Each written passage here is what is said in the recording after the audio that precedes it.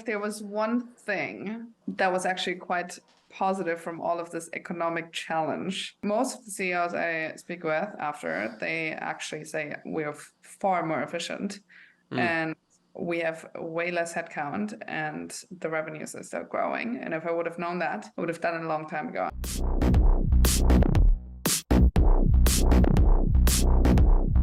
Hello, and thanks for joining us for another episode of Test, Optimize, and Scale. We have Katy Trost with us today, CEO, coach, advisor, post-Series B companies, going to be talking about groups that have 100 to 1,000 employees today, some of the obstacles, some of the different access points to growth. Katy's companies have been backed by SoftBank, First Round, Octopus Ventures, more. We're going to go into the details, going to go into the strategies. Katy, thanks for joining us today. Jason, thanks so much for having me. I'm excited for this. Excellent, excellent. I know I'm only scratching the surface on your background, so why don't we begin with your story, your path towards entrepreneurship, towards coaching, and working with these large organizations. Yeah, absolutely. So I started out in coaching actually 8 years ago, and I was in corporate America doing all of the big corporates and new leaders and career coaching, and it wasn't really my place. So I found myself in the tech and startup ecosystem and started working with founders about 6 years ago. Then moved to London actually in 2019, 2020, and been really focusing just on the CEOs at the later stage tech companies. So very specific. And the challenges that they have also very specific, usually high growth companies, scaling people operations, all of the challenges that come with that, and obviously opportunities that come with that. And I work with them one-on-one as a coach to themselves as CEO, but then also to the executive team, to the offsite, strategic planning, et cetera, and then also help with people in culture and their board optimization, et cetera. So really 360 around the CEO, and that's my whole mission, to support that person who is peerless and just has to do it all themselves. So just dedicated my whole work purpose really to helping them and to helping them succeed against all odds. So you're working directly with the leader, the CEOs. That is leadership. That is management. That is what investors often look at when they're sizing up an organization. It's their choices, their decisions that shape a path for organization. They often determine how much market share over time that these entities take on. What have some lessons been? What have some findings look like in terms of coaching CEOs? I would say, and I always tell them, the companies look very different, but the process of going, let's say, from 100 to 500 employees, or post that to, let's say, 1,000 employees, and the challenges are very similar. And over the past 5 years or so, I started to put it to compartmentalize it and put it into different categories. So my whole methodology is around the CEO leadership, meaning the leadership development and performance of the CEO and the personal branding, et cetera. Then the healthy and aligned organization, which is the strategic clarity and the execution and fundraising. Obviously, you need to do that well. And then high performing teams and culture. The exec team has to be aligned and work well together. The company culture has to scale as well. And the board, you want to manage your board effectively.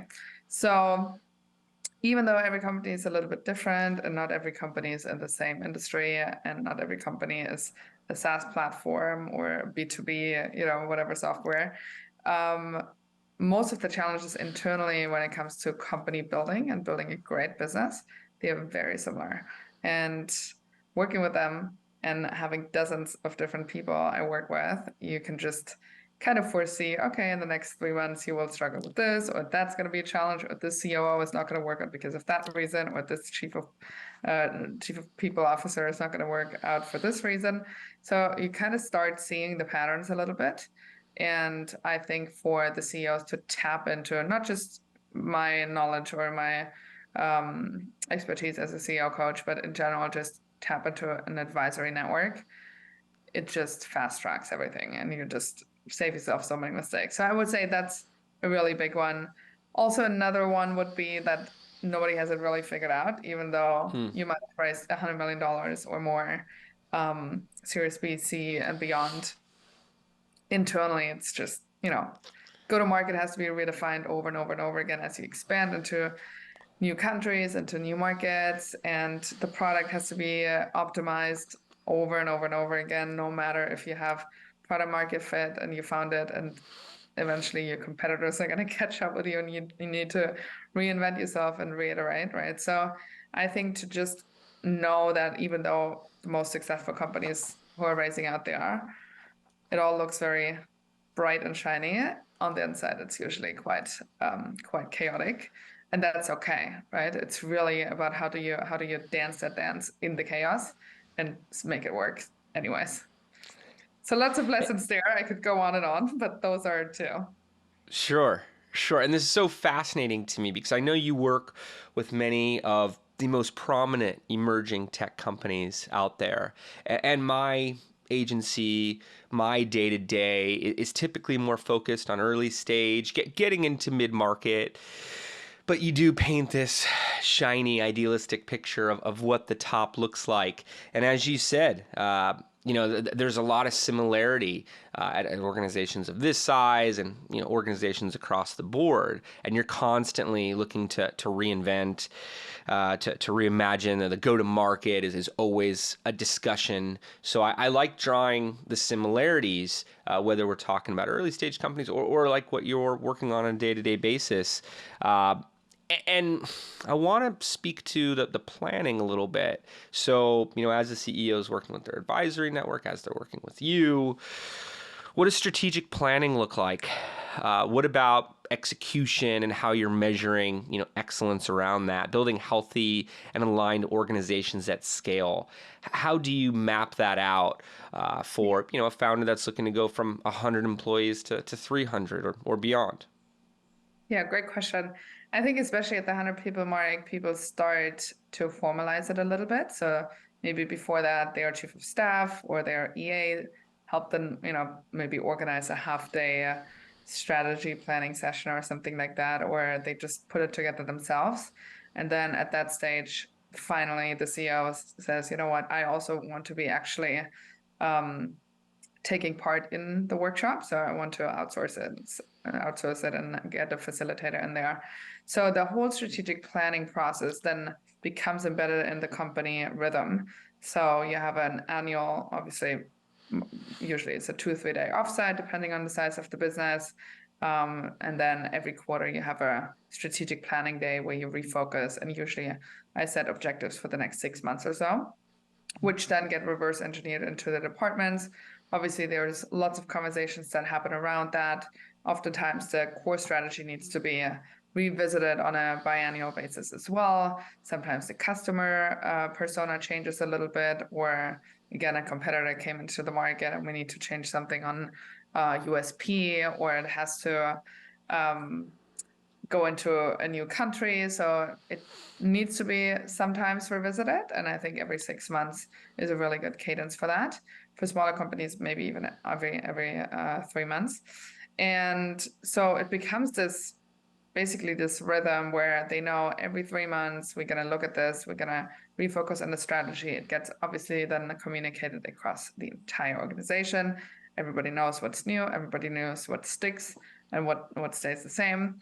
And then I highly recommend for as you were asking about execution and tracking all of the KPIs and the objectives, to split out the tactical and the strategic piece. So you have your weekly or bi-weekly leadership team meetings or team meetings in general that usually focus more on how can we unblock this client, how can we speed up this project, how can we maybe reiterate the product roadmap, but it's a little bit more on the tactical side and the day-to-day.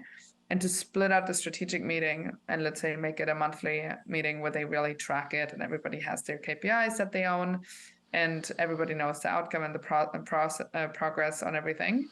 I find that super valuable. So you have this quarterly meeting and then the monthly monthly tracking. And there's so much that goes into it. It sounds very simple, which is good that it's simple, but to simplify it, that's a lot of work, but it actually creates lots of clarity across the whole business. And as you go post 100 people, I find that the visibility becomes less and people don't know each other's names necessarily. So you start having these little groups, especially if you work online. And if you then not have that aligned communication and alignment on the strategy, it becomes harder to execute. Absolutely. And so you're talking about the SOPs, the standard operating procedures with the quarterly meetings, the monthly, the weekly, all of the different tracking systems. We'll use project management boards. I've seen it done in a variety of different formats. But from there, it comes down to the team, right? And that's where the simple can become very complex, in my experience. And it's all about finding the right team members. Team members stick out, whether we're looking at a pitch deck for an investment opportunity, whether you're hiring, on the tactical side, mid-level managers. But I want to speak with you about the executive team, the group of leaders sitting at the top, and their performance.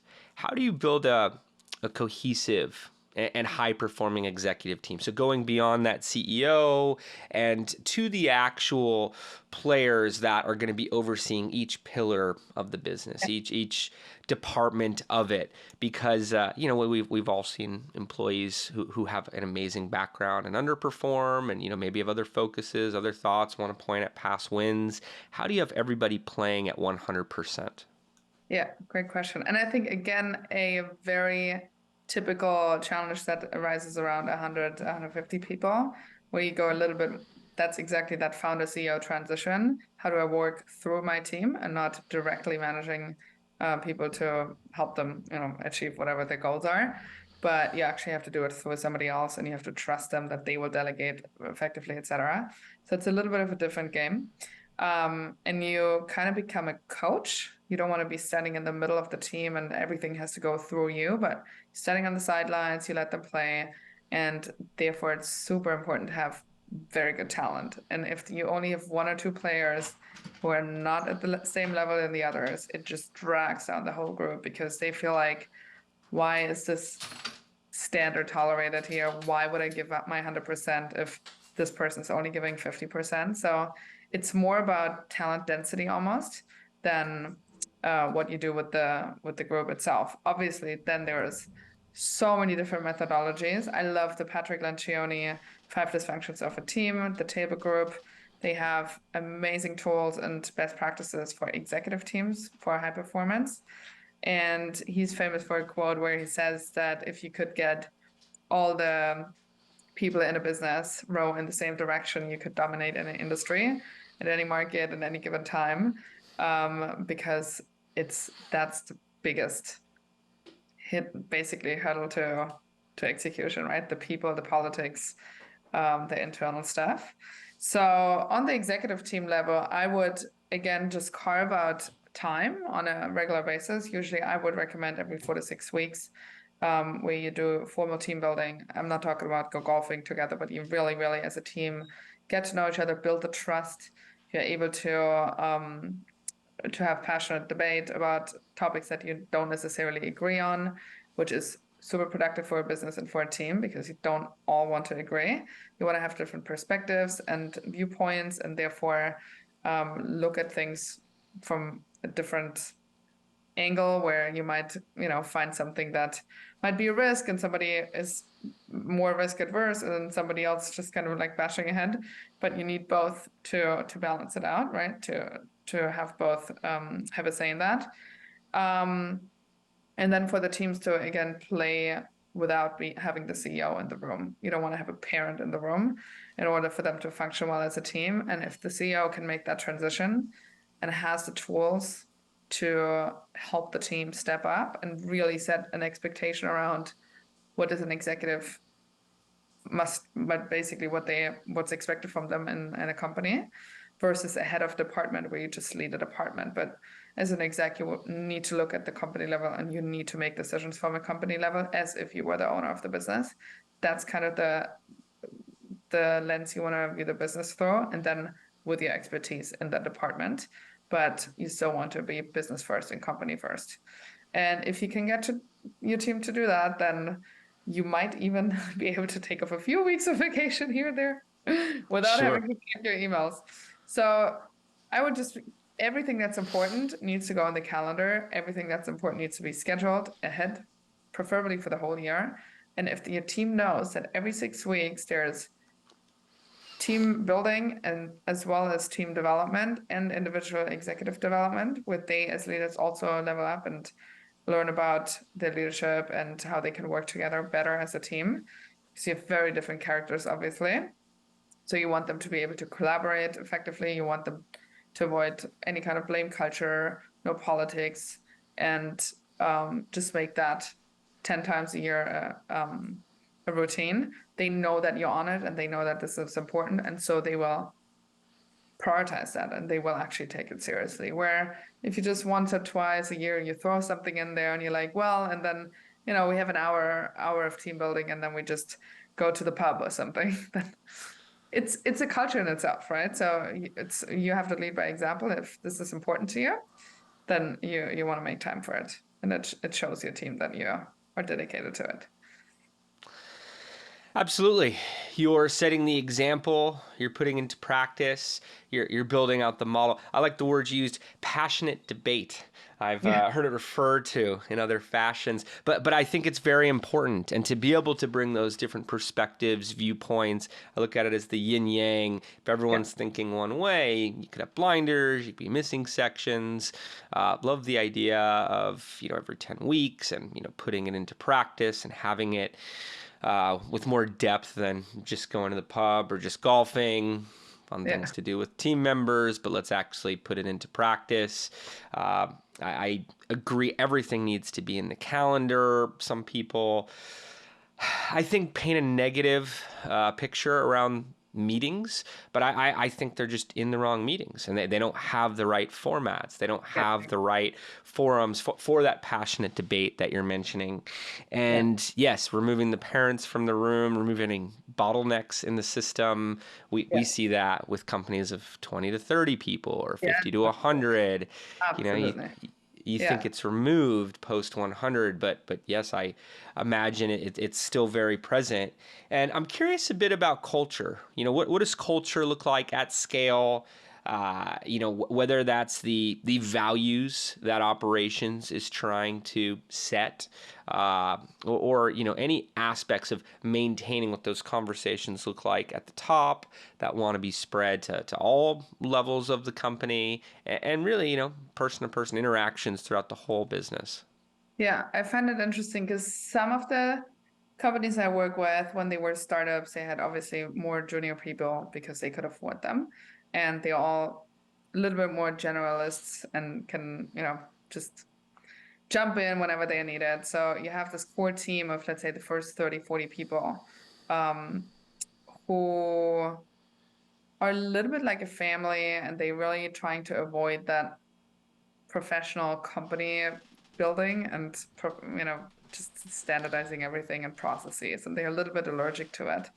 And then once you raise an A or a B or a C round, you bring in more experienced leaders and managers and oftentimes C-level.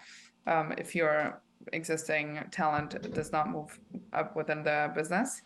And those people obviously come in to professionalize the business. So you have one group that's a little bit allergic to processes and formal operating system. And then you have one group that comes in exactly for that.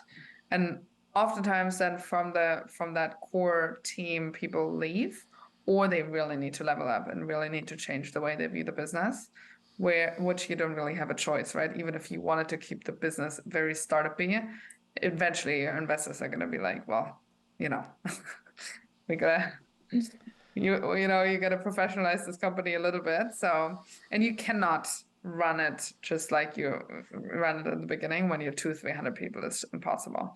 I think a big influence also on the culture is the CEO themselves.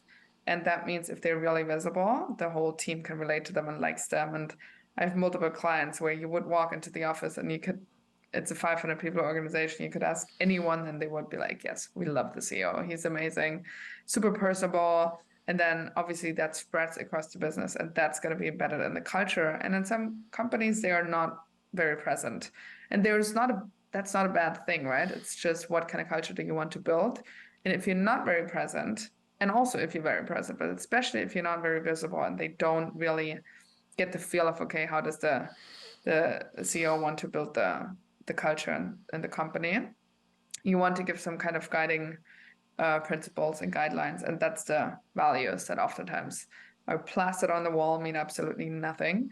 And the team, once a year, it's like, oh, okay, how do you like the values? And they're like, yeah, great.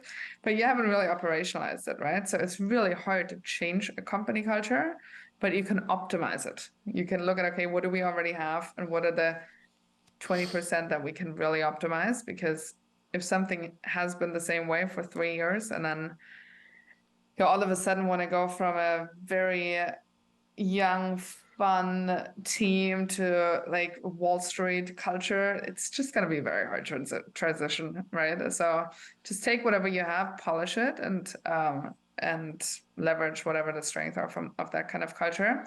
But I do think it's important for them to understand, okay, this is the kind of behavior that's rewarded. This is the behavior that's not rewarded, just like performance and KPIs and performance reviews give feedback on somebody's input. It's the same on the behaviors, right?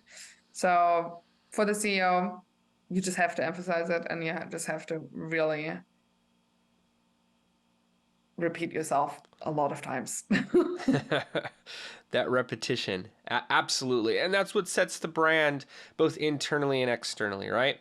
Yeah. I always look at a brand and the people working within the brand as part of that same team. So if someone externally is speaking to a company, there's a similarity. It feels like they're speaking to that organization. So, some people like to think culture is just, hey, what do we do at our, annual summit, and what does the break room look like? I try to really envision it around the behaviors, as you had mentioned, that are common within the organization and communication structures around it. When you're working with the CEOs and looking to get all these things into action, what do your systems look like? You've talked to me about pillar systems, and whether that is CEO, team, and business. What does it look like? How do you organize your discussions, your coaching, to build that framework for leaders of scaling tech organizations? So the 3 different components would be the CEO coaching, which is CEO leadership, the healthy and aligned organization, which is business coaching, and the whole strategic planning. And then the third one is people and culture. Usually whenever I start working with a client, there is an assessment. They fill out a form. We go through it in depth. It's pretty long. It takes me usually 40 minutes or so to fill out, but we go through all of the different areas of the business and where they find the gaps are. Now, obviously, everything is breaking on all different ends and corners. You can only focus on so many things at a time, and having 2 to 3 objectives for the quarter, I find most helpful. And then obviously stuff comes up as we have our sessions. They bring topics to the sessions, but usually we create a plan and really look at, okay, where's our time spent in the most efficient, effective way. So it looks very different for everyone, but it's within those categories. And within each one of those categories, there's another 3 categories where we're like, okay, which one do we want to tackle first? And then some of them take a month, some of them take 3 months to work through. But it looks a little bit different for everyone, but all under the same framework. I try to have them always focus on the most painful 20%. Don't just do whatever sounds nice or looks good, because you don't want to just implement a wish list. You just want to focus on what is really going to move the needle. So not everything has to be addressed, but after you scale your business again and double it, you probably have to revisit some of those categories again and look at culture again. At 500 people, it looks different, right, than at 100 people. And again, at 700 people, it looks a little bit different. And at 1,000 people, it looks different. And you just have to optimize, Yep. test, optimize, scale. Over again. We found it to be all encompassing. Yeah. And yes, as you said, repetition and really getting it set. It's a muscle, it needs to be grown.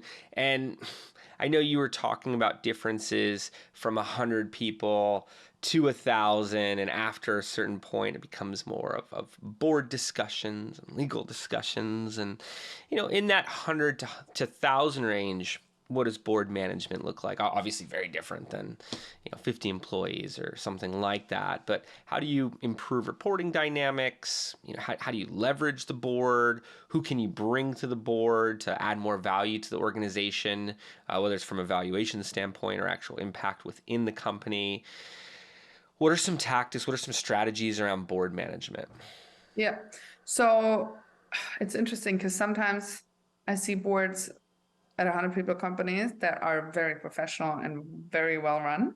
And then I see them at 500 people and they are not so well run. So sometimes you would think that the big companies have a better board, but yeah, it's interesting. I think when you have a Series B or so, and you have your institutional investors come on, and you have, let's say, 4 investors or 5 investors, I would say at the Series B, C, you kind of want to think of independent non-execs as well. Maybe get an independent chair, so you have somebody on your side. Your board is not your friend. Many people think that, and they have plenty of evidence to back it up until they don't. So I would always make sure to have an independent non-exec on there, preferably also somebody who knows finance and or law. So you can have 1 or 2. You can just make sure that you have everybody, on the board has an expertise that's really helpful for your business, industry expertise, legal, tech, etc. Especially if you're a non-technical founder, maybe you want to have somebody on there who has a tech background, so you know what your CTO is doing. Otherwise, you might find yourself 2 years later and nothing happened in the tech department and you didn't even know. So who's on your board? Obviously, you want to keep it small, but let's say 5 to 7 people, I think is a good number. And then to set it up almost like a team that you manage, meaning in your first board meetings with let's say after a round and you have new investors come on, let's take the Series B, you have your new investors, your new non-execs on board. And the first meeting, you walk them through how you want to manage it, meaning what are the outcomes and KPIs for the board, and what do you want their involvement to be as a group, as individuals, as well as individual non-execs. Usually I do some kind of board exercise where they do that together. So the CEO comes with a straw man exercise and a framework, and then in the first board meeting they fill that out and they all agree on what the purpose of the board is and what the mission of the board is. And what's expected from them. So you set up the dynamic. Oftentimes I also go through board packs and how they report. Sometimes a little bit inefficient, either too short or usually too long, way too in depth, and nobody reads them. And then you come to the meeting and you just read through a deck of 40 pages plus, and nobody is really doing anything with it. You just digest the information. Okay, check. And then you have to answer some questions that are kind of self-explanatory. And as a CEO, you're like, well, I just put 10 hours into the sport pack. Didn't you read that on page 44? So just keeping it much more outcome focused and much more discussion focused, I think is also really important. If you have a dysfunctional board, if you have difficult board members, sometimes we look at who needs to become an observer. Sometimes we need to look at, okay, what information can you share with certain board members and what information you can't. But again, that's why you need to have independent people on there as well, to have somebody in your corner.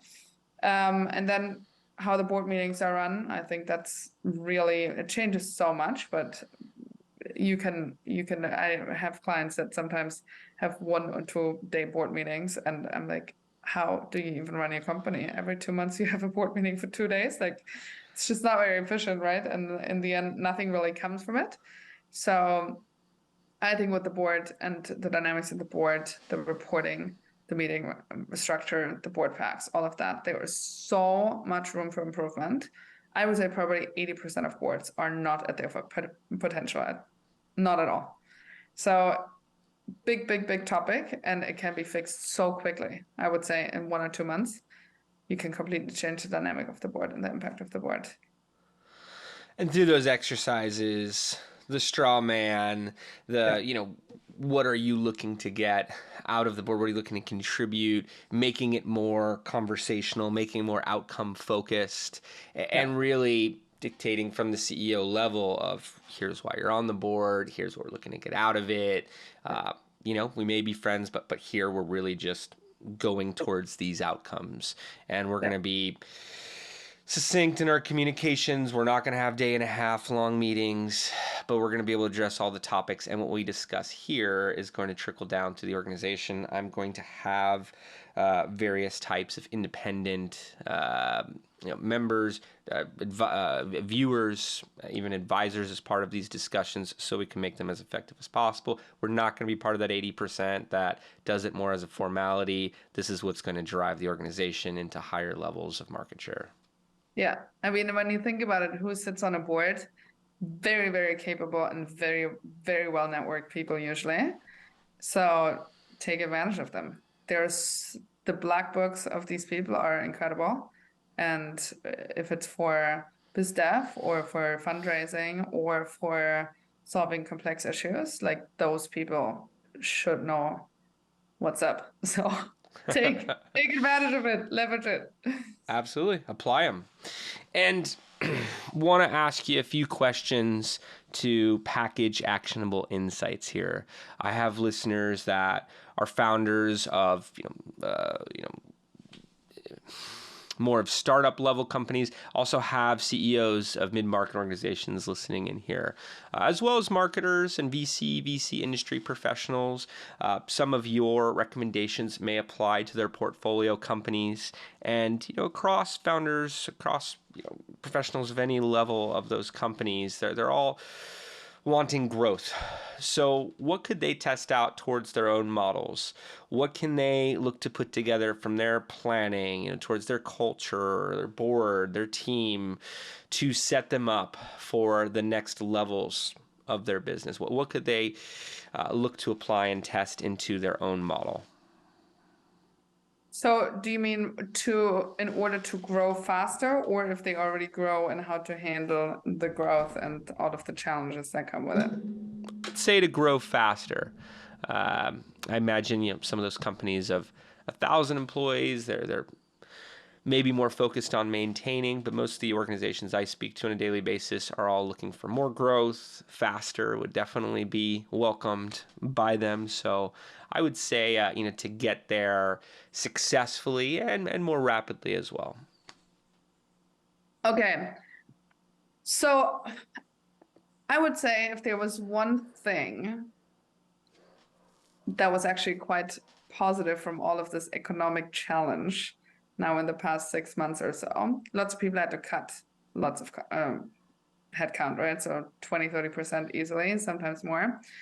And most of the CEOs I speak with after, they actually say we're far more efficient and we have way less headcount and the revenues are still growing. And if I would have known that, I would have done it a long time ago. I'm not telling you fire half of your workforce, Sure. but the efficiency of your employees, I think you can squeeze out another. I think it's actually a fact. It's not. I think you can squeeze out another 40% on average from an organization and from the employees in terms of efficiency. I'm not saying extra work hours, but do we really align? Do we collaboratively work towards common goals, or are two people in two different parts of the business building the exact same thing, and then oops, why did we just spend 2 months on this? Both. So I would say optimizing how your team works, that's one of the big things where you can really unlock growth. Obviously, otherwise, lots of biz dev. Sure. I think what's also really good in this market, and again, I'm absolutely heartbroken for many companies who didn't make it, and who had to give up their businesses or just lost a lot of clients.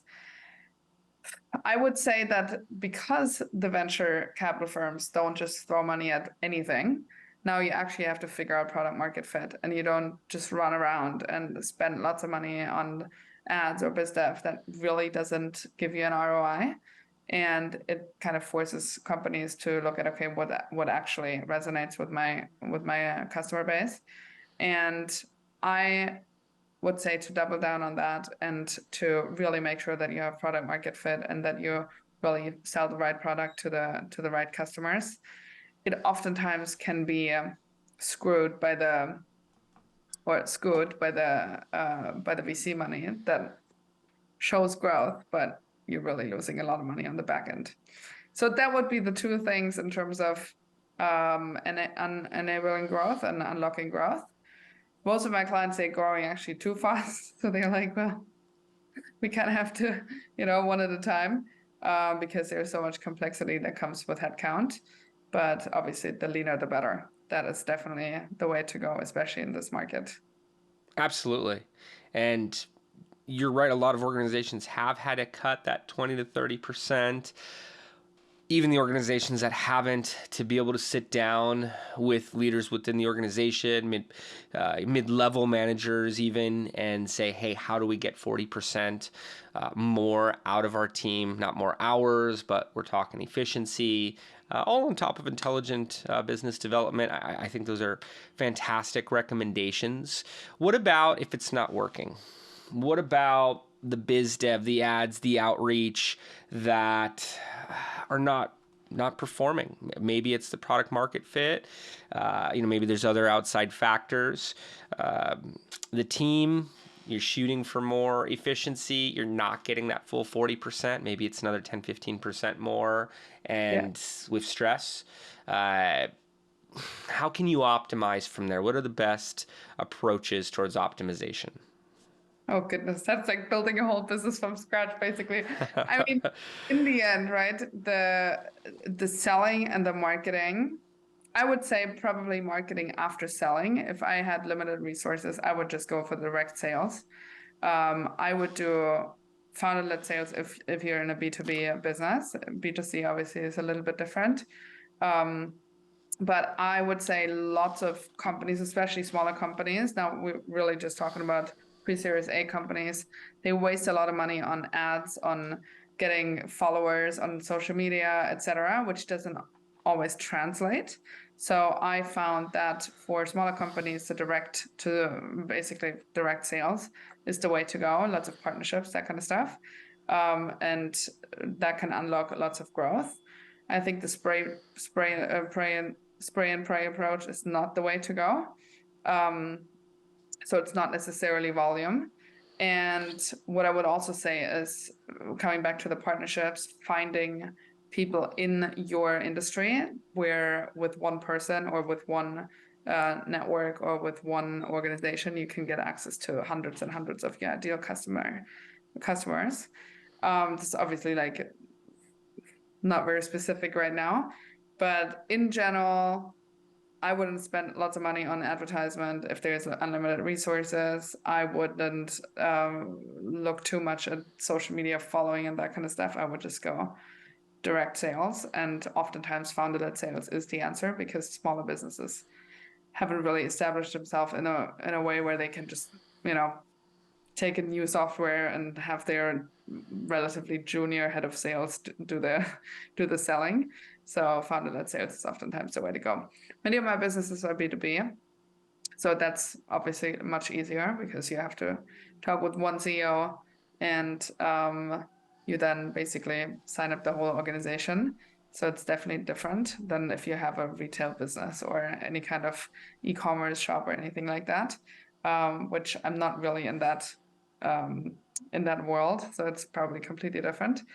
But yeah, I mean, just unlocking growth and unlocking marketing and sales. It's a whole, we could probably just like talk another hour about that. Lots of challenges, obviously. And I would say most of the time, the product does not speak to the customer, because if you have a product that really speaks to your customer and they really need it and there is no competitor that can do anything comparable, then usually people pay for that. And they would pay for it well if it's an easy way out. of their challenge. So I think sometimes organizations focus a little bit too much on the product rather than what does the customer need and how does the customer want it, and they lose that. Basically forget to have that conversation with the customer constantly, and then optimize the product depending on the feedback. Closed loop. Focus on the customer, focus on the client, figure out why they're not buying, reposition so that they are buying, have the value so abundantly clear that it is an obvious need for that customer client. And then, as you said, strategic partnerships, go after businesses that can bring you many of these customers' clients, founder-led sales, have all of that in there, focus less on the advertising, the marketing, the expenditures, and more on the efforts that can bring in more business and have that business development. What about scale? Any tips, any examples towards scale? This does not need to be directly pertaining to growth. Like the first question around testing could be more around how companies repositioned, restructured, managed at higher scale. But any tips or examples towards scale? You mean on the org chart, how they're structured, or in what way? You could take it there in terms of org chart and how it's structured, but any examples of how companies scaled and any tips towards that as a whole for listeners? I would say what comes with scale is you lose control. And the question is, how can you instill in your team and in your employees the same ideas and the same goal than you would have, so they constantly guide the business towards basically whenever they make decisions, towards the same direction that you would go if you were to make that decision. And I think the complexity that comes with scale, the complexity that comes with obviously having more customers, but especially having more employees, is pretty painful, and the company takes on a life on its own, and that's usually the words I hear. And then to really keep it under control, you kind of have to give the freedom to the people and the autonomy to the people to make their own decisions, but still give that high level vision and guide them towards the milestones that you want to achieve. But the how and the approach, how they get there, that's something that needs to be delegated. It's very hard to do it because you always think you can do it best, and then you have to give it to somebody who maybe has less experience or who has a completely different personality and does it in a very different way. So it's almost surrendering to your team, and obviously you can only do that if you have a really, really good team, which oftentimes is very hard to get if you're on a certain budget and if you have a certain runway. And that constant balance between, okay, who can I afford, who would really propel the business forward and I can trust blindly, versus, okay, I have people that maybe were first-time managers and, you can give them some responsibility, but they're probably not going to do it exactly the way I would do it. And to just surrender to that, it's a skill. And eventually you have to do it. You're forced to do it. Maybe you can hold on to it for a little bit until your days become 14, 16, 18 hours. And then you're like, well, I think my approach needs to change. And I think especially the work hours that you work, once it becomes too many, you know that something has to change.